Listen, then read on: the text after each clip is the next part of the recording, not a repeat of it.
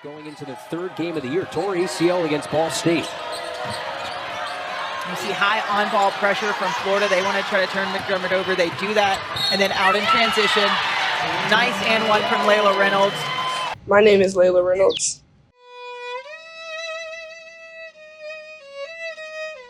My name is Juan Florez. I play basketball at Florida. I play the violin and I'm also a conductor. You may not know it, but We have a lot in common.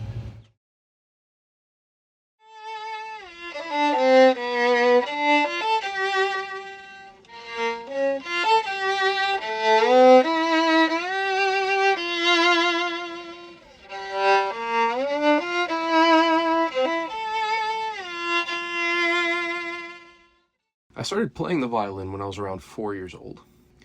Starting the violin was very much from my mom. She got me into it when I was quite young. And, as kids usually are, they don't enjoy things like that. But I just kind of stayed the course, and she's the reason I still do it. And then I found my passion for it as I got into sort of ensemble situations and fell in love with kind of the teamwork aspect of it. And what's one of the many reasons why I still do it today. When I started playing basketball, I was about 7 or 8. What made me fall in love with basketball was the way that I just kept developing over the years. There are so many inherent differences between sport and music that I feel like they get in the way of all of the inherent similarities. And I very much in my core feel like there are so many similarities between those two kind of worlds. When I think about similarities to a musician, I would really think about the small details, just us having to be precise in our movements. There's a mental challenge where you spend so many solitary hours practicing your instrument, practicing on the field, going through your sort of drills in sport, going through your etudes, kind of what we think of as drills in music, where you just focus on one technique and you try to hone that to have the most precise edge as possible. The mentality of it, I find, is very much the same walking onto a pitch right before a game as is walking onto a concert hall right before a performance, where you're conscious of how hard you worked and how much kind of sweat you generated and how much blood you lost on this craft, very literally in both spheres. Basketball has taught me a lot about myself, just being resilient and a lot of hard work and how to use my time well.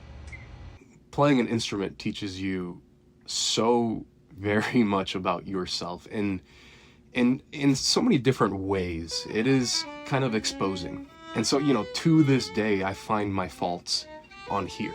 It really tests your focus. Can you really get down and into the details for 3 hours at a time?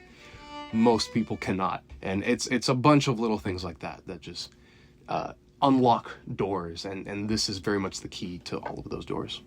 Athletes' work ethic, I think it just comes from within, especially being at the highest level, just having to come in and give your daily vitamins, as we call it. And I would say that a day-to-day looks like a 3-hour, 2-hour practice, really depends on the day.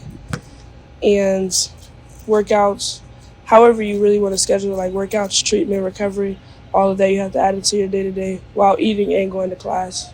An inherent discipline that you must have if you are to make it in the field of music. I find it hard to find that quality of work ethic in really any other field or discipline. In terms of just time spent per day, you'll find musicians in here, 2, 3, 4 hours daily. And you'll find folks sleeping in here, eating in here. And so our life actually tends to revolve around our practice schedule. What I would do to prepare for a game is really just turn my mind off for a little bit, prep myself for the shower, whatever it is. And then I'm big on music and just turning off social media, so just playing a game to relax me. As a combo guard at Florida, our coach gives us a paper, so just keeping those things in my mind as I'm going into the game, just looking over them but not overthinking it. Pre-performance rituals are totally a real thing. In fact, a lot of us depend on them. The way I find sort of my mentality is my pillar, I will often kind of try to shut myself out from everything that's happening around me. And I'll find just a chair to sit in, and I'll sit in that chair, and for a good 2 to 3 minutes, I'll get everything off me and simply breathe. And then I get into very much my physical routine of stretching out and making sure my muscles are kind of ready to activate, and making sure I'm kind of in the zone physically. You know, teamwork is a massive part of music. In fact, one of the phrases that gets thrown around a lot, especially in school environments and in conservatories, is that music is very much a communal thing. It's part of what we do. I think we just spend time with each other just to build that off-court chemistry so we can know how each other work on the court and how we can talk to one another. It's a team-focused field, although, you know, we spend hours practicing by ourselves and honing our individual craft. The goal almost always is some sort of team effort. Growing up, I was able to draw inspiration from several musicians just as much as I did several athletes.